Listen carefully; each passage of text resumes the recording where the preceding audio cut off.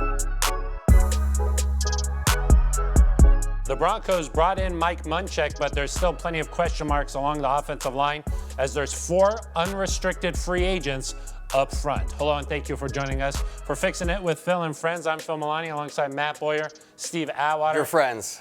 What a title. Oh, my gosh. I love this segment. Yes. We press on. I love this segment. Oh, man. Guys, we always talk about whoever wins the battle up front usually wins the game, and the Broncos at times played really well up front last season, other times not so much. How do you think they'll address some of the question marks along the offensive line? Well, there's a lot of question marks because of, as you mentioned, those free agents. You look at a guy like Jared Veldheer, a guy who brought a lot of veteran leadership to the locker room last year, was hurt, however, played very well when he was healthy. You got to have veteran leadership. Guys like Veldheer and Paradis are important when you're talking about offensive lines. A lot of the great teams, you see that a good majority of their offensive line play, every snap of every game throughout the season, and that wasn't the case for us. We had injuries littered throughout that offensive line this year. So that's the only question mark with Jared Veldheer in my mind is, can he stay healthy? Those 4 unrestricted free agents, Matt Paradis, Jared Veldheer, Billy Turner, and Max Garcia.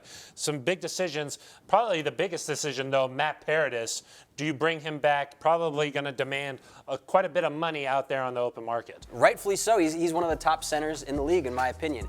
Now, that being said, Connor McGovern played very well in his place last year after Paradis got hurt. So there is some weight there, Steve, that you have to figure, okay, do we go with the young guy, maybe the cheaper option, or do we go with the proven veteran? It's a scenario that plays out a lot in the NFL. Yeah, it does, unfortunately, but in my mind, we got to figure out a way to work out a deal with Matt Paradis.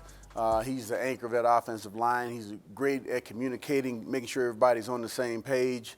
And I know it's going to be a lot of money, but hey, every time somebody gets to this point, we can't let them go. We gotta stick with some of our good guys, especially considering, where we got him in the draft.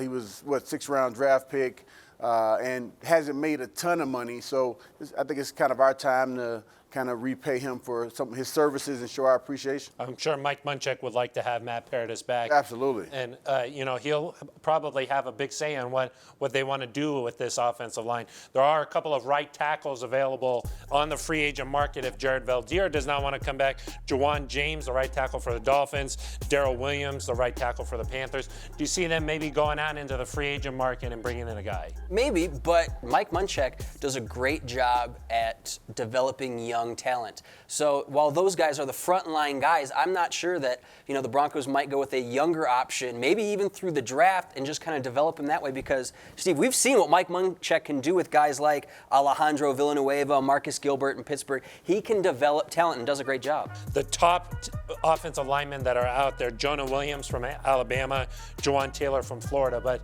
can you see them using that number 10 pick on an offensive lineman? Went a couple years ago with Garrett Bowles, so I don't see us going back to the well there, especially early. We're trying to get a quarterback, hopefully early in the draft.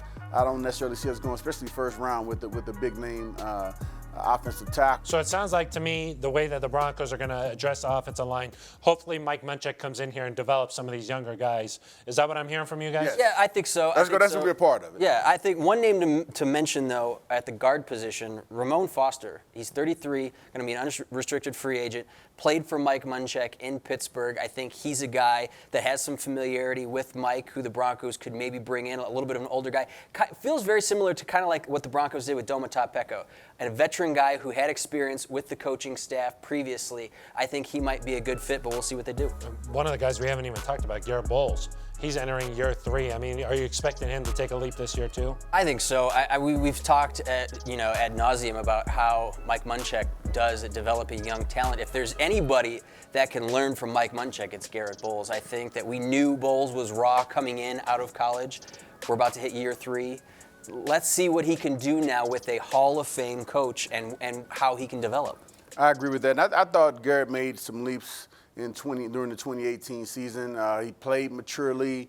He was a leader in the locker room, and I'm looking forward to him just continuing to develop and continue to be a great president in the locker room, and also become a great player under Mike Munchak's tutelage. That gold jacket, that we've said it. Learning from a guy like that can definitely help. Hopefully, Mike Munchak can just come in on, and Mike. share Come on, everything. Mike. Yeah. Exactly. All right. Well, that's going to do it for us. For Steve Atwater, Matt Boyer, I'm Phil Maloney. This has been Fixing It with Phil and Friends.